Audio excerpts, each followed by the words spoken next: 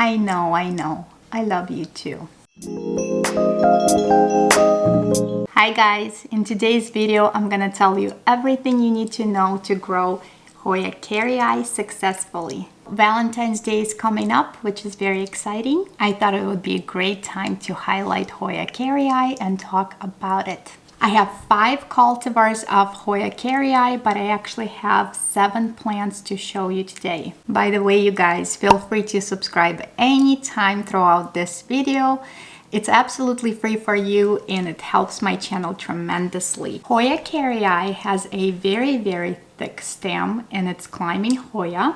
Leaves on this Hoya are very thick and obviously they are heart-shaped. Just like any other Hoyas, they do bloom, although none of mine have bloomed for me yet since there are still babies. Corolla of the flower is white, which is the actual flower, and the corona, which is the inside part of the flower, is red. From what I read about this Hoya, the scent on this Hoya is very weak, almost absent, which is, I guess, good for people who's very sensitive to strong scents, because as you know, some Hoyas can smell pretty strong. It can bloom several times a year. Flowers do produce a thick nectar, which could stain your surfaces. I would definitely protect the surfaces with something so it doesn't stain if it's living on a nice piece of furniture. Now, let me show you 5 different cultivars of Hoya Carry Eye that I personally own, so you guys can see the difference in leaf sizes and maybe see one that you would like to get it for yourself. So let's start off with Hoya Carry Eye Alba Marginata.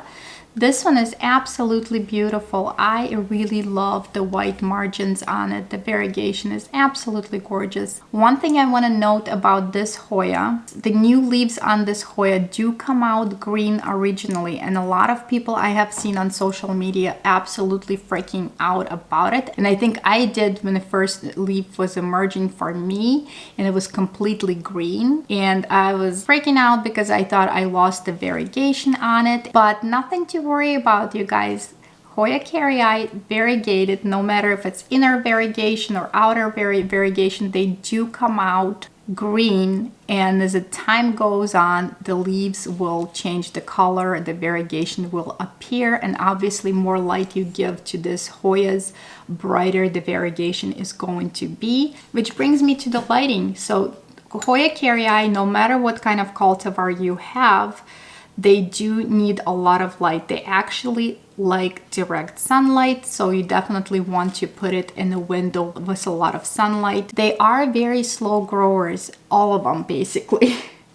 All the ones that I have at least. And if you do provide a lot of light for these Hoyas, the internode will be much smaller, it would grow more compact, the leaf shape actually would be much better also. Let me show you this Hoya right here. As you could tell, the internode is very long between leaves. Internode is the portions between leaves. It's very long, it's not as compact as I would like it to be. That's because I was keeping this Hoya on my north window. It is under the grow light, but obviously that grow light is just not sufficient enough. Now that it gotten a little bit taller, this last new leaf closer to the light, it is a little bit more perfect shaped.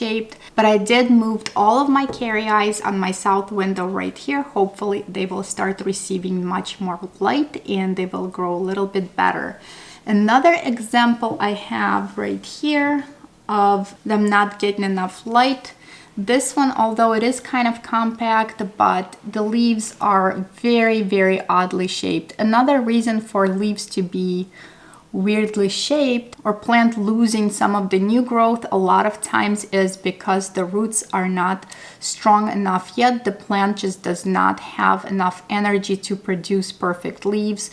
That's why sometimes Hoyas drop their new leaves also. But once it receives enough light and the root system is strong enough, then it will start producing better shaped leaves. In this case, this one just was not receiving sufficient lighting. Once it has a chance to live on my south window a little bit longer, hopefully that will change. I will definitely update you guys. And here's the little guy I have right here. Same situation, long internode. I was keeping it in my grow cabinet for a while, and as you could tell, I mean, if it's growing, it's grown quite a bit. It was just one leaf cutting. It just wasn't getting enough light, and it was really stretching, and the internodes are very, very long. Next Hoya I want to show you guys, and this one also lived in my grow cabinet for a while. I did move it out a while ago, since I have learned that Hoya Carry Eye does not need a high humidity whatsoever, and I think that's why this Hoya right here was struggling for me to grow. It did not grow for, I want to say, for a year and a half. It did absolutely nothing. It was just sitting in my cabinet and it grew me nothing. And once I moved it out and put it right here at the bottom where I have my little bottom shelf, all of a sudden it decided to grow me very large leaf, and you can see the difference in sizes. I mean, this one is humongous, you guys, compared to this guy right here.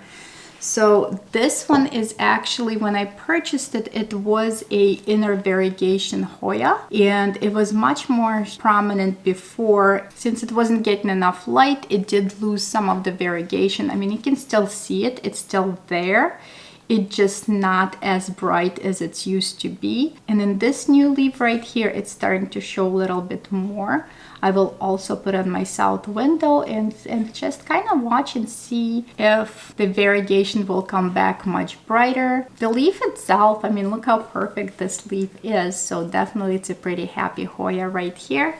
Another Hoya I wanted to show you guys, which is my absolute favorite out of all of the Carry Eyes that I have. Shh, don't tell anyone. It is absolutely adorable. It's so tiny. The leaves itself on it is super, super tiny. I don't know what kind of cultivar this is, but it feels very different. It feels like almost velvety. It's very cute, and I love how tiny, tiny these leaves are. I mean, let me just show you in comparison with this guy.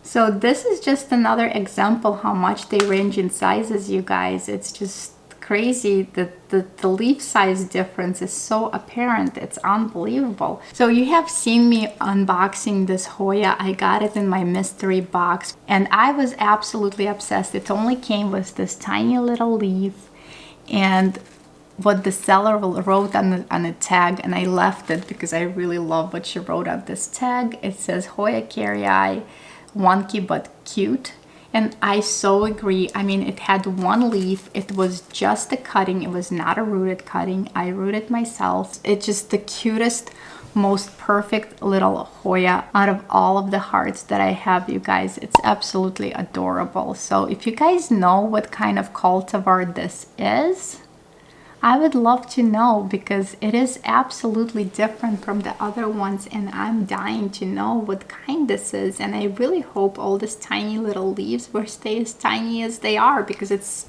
freaking adorable. Since Valentine's Day is coming up, you guys will definitely start seeing this kind of Carry Eyes around in the different plant shops, and this is just one leaf Hoya. One thing I do want to mention about those, as cute as they are, just having this one little leaf, most likely you will never grow a plant out of this. They only sell them for Valentine's Day, and it makes a very, very adorable gift. But what they do, they cut off the leaves, put them in the soil, but if it doesn't have any cells that from the original stem of the plant, you will never get a plant out of this. Although a lot of people do get lucky, and as far as I've seen myself personally, Goldner Walsh, for instance, the place that I love to go shopping to, they've had bunch last year for sale, and I want to say probably 30% of their Hoyas actually grew plant. Because when I went back, I was shocked how many of them actually sprout the actual plant. So I guess you can get lucky, but a lot of times it's not the case.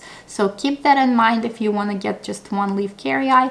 I have mine for at least 2 years at this point, and honestly it grew me nothing, and I was okay with that. When I purchased it, I knew that most likely I will never have a plant out of it, and I was totally okay with that because at this point I already had a bunch of other ones that are actual plants, but it has survived for 2 years at this point, which is pretty impressive for just one little leaf. So just be aware if you get in one of these, but they are pretty cute. Another thing I want to cover about this Hoya is watering, which is very, very important. This Hoya is very, very sensitive to overwatering. You definitely don't want this Hoya to be on your weekly schedule or whatever.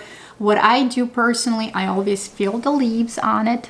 And you always want to feel the mature leaves on it. And once it starts getting softer, that's when I water it. I don't necessarily wait till it's wrinkled completely because you do not want to underwater your plants either. Otherwise, some roots will die back. And then when you water it, there's just not enough roots to absorb that water. So, and here you go, you overwatered your Hoya.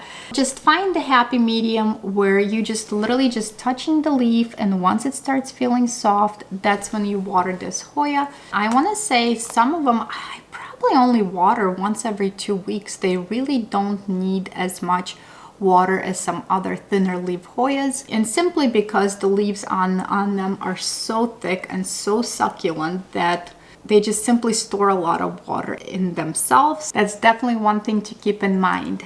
So do I recommend this Hoya for beginners? Absolutely. Very, very easy Hoya to care for, and they're just cute. I mean, who doesn't want to have a bunch of hearts in their homes, you guys? Like, it's just so adorable. So if you like those easy Hoyas that you don't necessarily have to stress about, definitely go for Hoya Carry Eye. And if you guys want to see other Hoyas that I grow, check out this video right here. That's where you will find a lot of other Hoyas that I grow in my grow tent. And if you want to see in general what other plants that I own in my home, check out this video right here, which is the plant tour of my whole house. It is long, but I think you're gonna enjoy it. Don't forget to like, share, and subscribe to my channel, and I will see you in the next one. Bye guys!